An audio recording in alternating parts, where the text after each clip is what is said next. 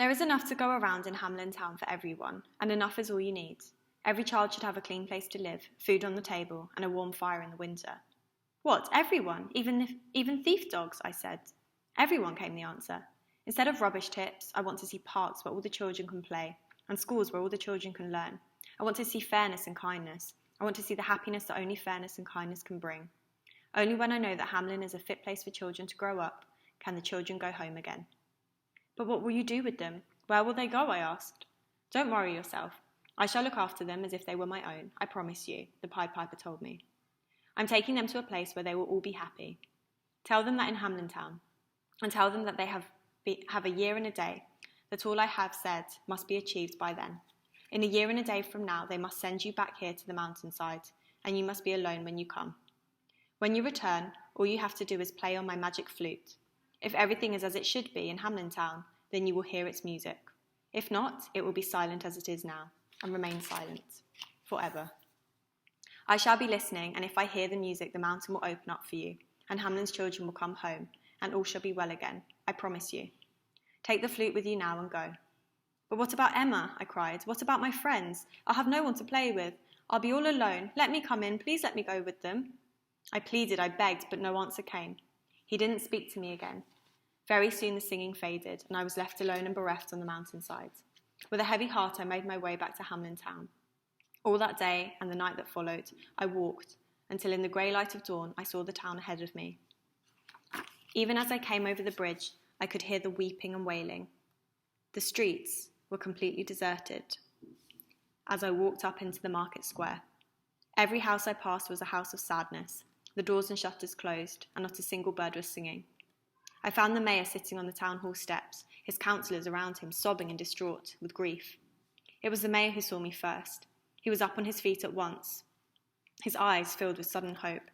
Please tell me you are not alone, he cried.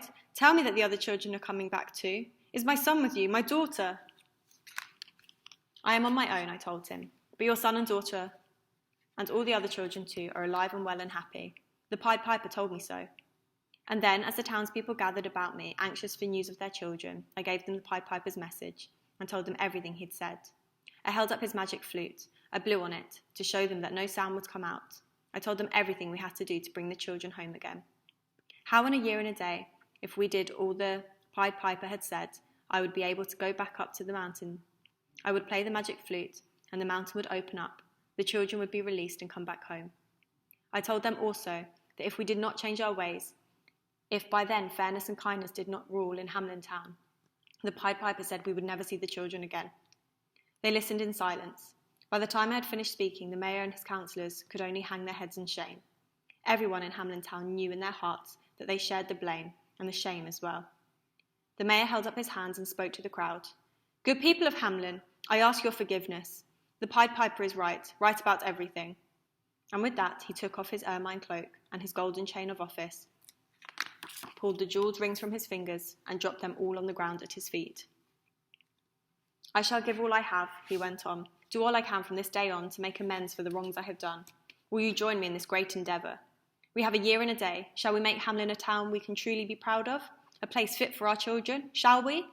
Everyone was cheering then, not cheering the mayor, but cheering the idea, the Pied Piper's idea. We set to work at once, putting right the years of wrong. Over the next weeks and months, everyone in Hamlin town worked night and day to do all the Pied Piper had demanded of us, and more. The shanty town and the rubbish tips disappeared first. Soon we had built enough proper houses for every family in town.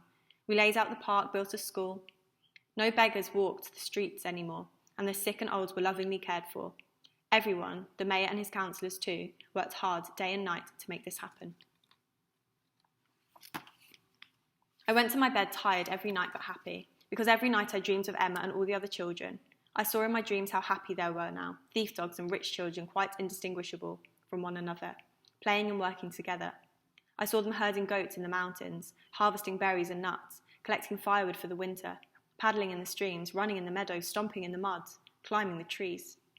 Sometimes, deep in my dreams, I would listen to the Pied Piper telling them stories at night around the fire, and I would see Emma laughing with the others, hear her laughing. I was happy for a while, but I missed her. I missed all of them. I would tell my dreams to everyone in town. Like me, they all had hoped and believed they were true. Everything I told them only made them long all the more to see their beloved children again. It made them work even harder to make Hamlin Town the best place in the world for children. Through spring and summer we worked on, through autumn and winter, until the Edelweiss flowered and the year came round again. With the old year behind us and all the work done, the townspeople wanted to come with me up the mountain to fetch the children back. It was all I could do to make them stay behind. I told them again and again that the Pied Piper had said I must return to the mountain alone, but there was one question they kept asking me. You know the Pied Piper better than any of us.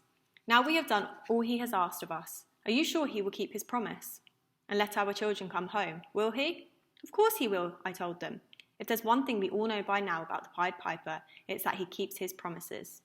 But despite everything I said to reassure them, to calm their fears, when dawn came on that last day and it was time for me to leave, I saw anxious faces all around. They insisted I take the strongest donkey into town for the journey. I think maybe they were all worried I might not make it in time. And of course, I was more than happy not to have to walk. So riding on the donkey with the Pied Piper's magic flute around my neck, I set out, watched from every window as I passed. I knew I carried with me the hopes and fears of every soul in Hamlin Town. The donkey may have been strong, but he needed some encouragement when he got tired. A gentle tap from my crutch from time to time was enough to keep him going. Up the hills and down the valleys he plodded on, along the rushing river through farmland and forest, all the while following the same track I'd walked the year before. We slept for a while under the stars that night, and in the early morning I found myself riding up the sheep track that wound around the mountain.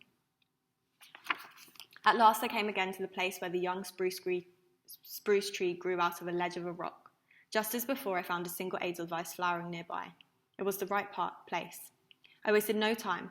I got down from the donkey, took the magic flute with both hands, and, with my heart full of hope, I blew gently. Nothing. Not a sound came out. I wondered then for the first time whether or not the Pied Piper had been telling me the truth. We had done all he had asked of us, and still his magic flute was silent. My lips dry, too dry. I licked my lips, took a deep breath, prayed and tried again. You cannot imagine the joy in my heart when I heard those first notes filling the air around me. It was the sweetest sound I ever heard in my life, sweeter by far than any bird song. It echoed through the mountains. I knew at that moment, and for certain now, that sooner or later the mountainside would open up for me, just as the Pied Piper had promised. I didn't have to wait long. Sure enough, and with a great grinding and groaning, the rock face in front of me began to open up, and out they came. Emma was first.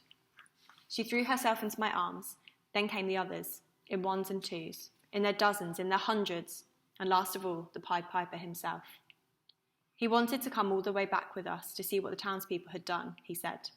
So, with the Pied Piper walking along beside us, I rode back to Hamlin Town with Emma in front of me on the donkey. She loved donkeys, she told me, but I hoped it was more because she wanted to be close to me all the way back home. And as the children walked, they danced and sang, while I played all the tunes I knew on the Pied Piper's magic flute. Even the donkey seemed to like it. His ears never stopped twitching and turning all the way home. As we came at last into the town, everyone was cheering and crying and waving. Mothers and fathers, grandmothers and grandfathers sought out their children and ran to them, catching up in their arms.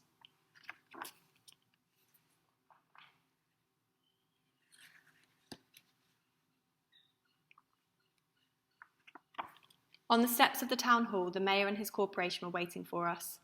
They wore no ermine, no gold chains, no jewels. The whole town fell silent, all of us waiting to hear what the Pied Piper would say. I saw a sudden frown coming over him as he looked at the mayor. There is something you still seem to have forgotten, Mr. Mayor, he said. The mayor looked very alarmed at this and bewildered.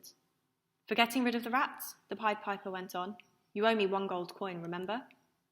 But sir, replied the mayor on his knees now, please understand that we have spent all the money we had to make Hamlin a better place for our children to live, as you said we should. There is nothing left, not 1 gold coin. The Pied Piper's face broke into the warmest of smiles. He put out his hand and helped the mayor to his feet. That's all I wanted to hear, Mr. Mayor, he said. And now I must be on my way. He turned to go and saw me standing there. You play my flute wonderfully well, but I wonder if I might have it back now, if you don't mind. And I gave it to him. He smiled at me once more. We did all right, you and me, he said. Then, without another word, the Pied Piper walked away through the crowd, and, putting his magic flute to his lips, he he began to play, and we began to sing, the whole town together. We couldn't seem to help ourselves. We sang with such a joy in our hearts. It was as if the whole world was singing with us. The end.